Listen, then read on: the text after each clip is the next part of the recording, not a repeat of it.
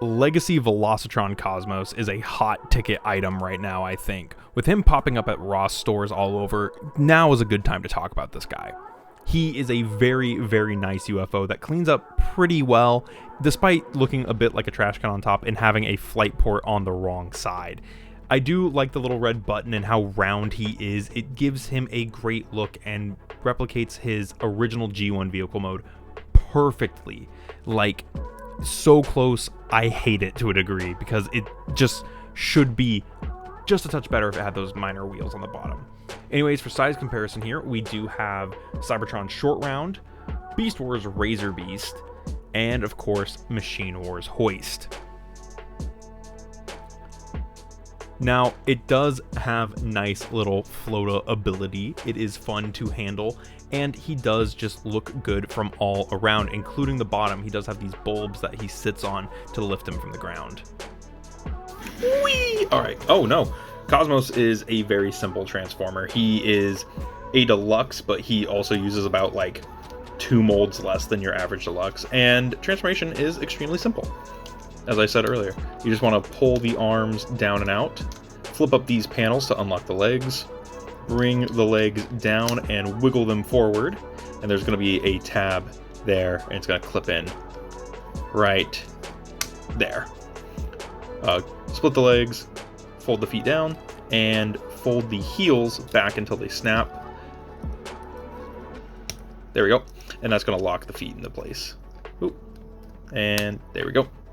Now, to this section right here, you're going to wiggle that free, come up here, spin that out, rotate this around, fold this in, and bring it down until that tabs into place. And it's kind of a little scary and a little annoying. Then these arms have these little C-clips on the shoulders, and just bring those in until they clip down.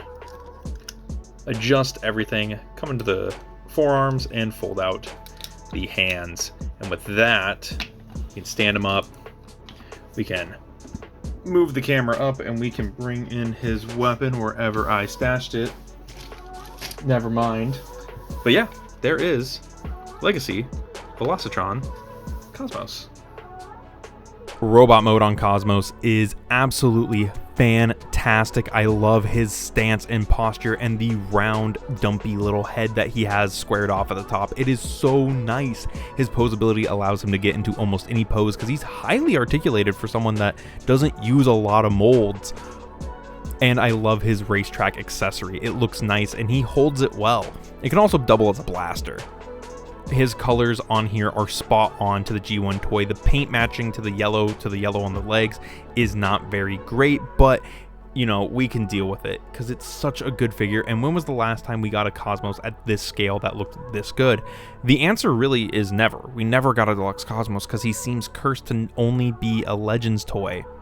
I do like the paint apps on the toes, to the crotch, to the chest, and the head. It all looks really, really nice. Now for robot mode comparisons, we have, again, Beast Wars Razor Beast, Machine Wars Hoist, and Legacy Scourge, also from the Velocitron line. Now, articulation on Cosmos is also, like, really, really good, despite the fact that he's, like, kind of the runt of a deluxe. He has a very, very expressive ball-jointed head. He has hinges at the shoulder, which I have, luckily, a good shouldered copy. 360 at the arms, bend 90 degrees at the elbow. He does have an elbow swivel. I do recommend that you bend the elbow and then swivel, just so that way you don't scratch the paint. He has the hinge wrists. He does have a 360 at the waist. These hip skirts can move out of the way. Legs can go up about 90. Legs can go back all the way, so totally unimpeded. Hips can go out 90, so super, super cool.